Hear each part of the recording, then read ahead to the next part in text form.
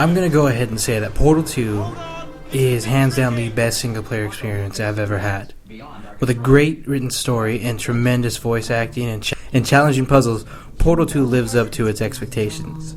When the game was first revealed, many people wondered how a game like Portal can expand on what it has already offered to the players. Well, I could say that it offers what every sequel should offer.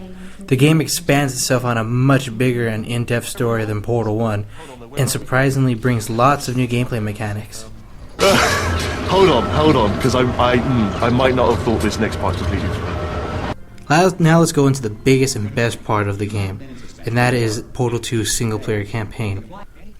Portal 2 takes place over 200 years since the first game, and as you can imagine, things have changed in the Aperture Science facility. You play as Shell, the protagonist from the first game. Awake from a cryosleep, you find yourself in a Mother Nature-infested Aperture Science that has since lost its shine over the years. Along the way you meet Wheatley, a personality core who's decided that he wants to help you escape through the Aperture Science facility. Unfortunately, while attempting to activate an escape pod for Shell, he accidentally reboots GLaDOS. Okay, look, we both said a lot of things that you're going to regret. But I think we can put our differences behind us. For science, you monster. GLaDOS has since remembered the events from the first game and has not forgiven Shell for murdering her years ago, and begins rebuilding the ruined facility to put Shell through more tests. From here on out, the story only gets better, leaving you with a sense of satisfaction once it's all over, and also a sense of sadness because it is over. The puzzles in the game have become a lot more challenging since the first one, especially due to the new tools you'll be using throughout the game.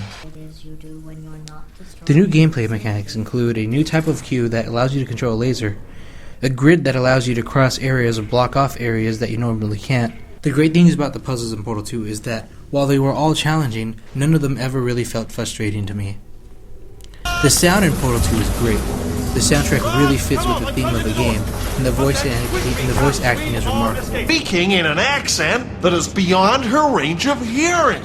Look, Metal Ball, I can hear you. Wheatley, who is voiced by Stephen Merchant, and J.K. Simmons, who voices Johnson, the CEO of Aperture Science, fit really well with the game, and you never get tired of hearing the voice. Oh, did I accidentally fizzle that before you could complete the test? I'm sorry. Go ahead and grab another one. And yes, GLaDOS' sarcasm and crude humor is better than ever in the game. My only real complaint about Portal 2's story is that only half of the game felt like you were actually doing test chambers and puzzles, and the other half felt like you were escaping. It's not really a bad thing, but it would have been nice to have more test chambers and puzzles to do.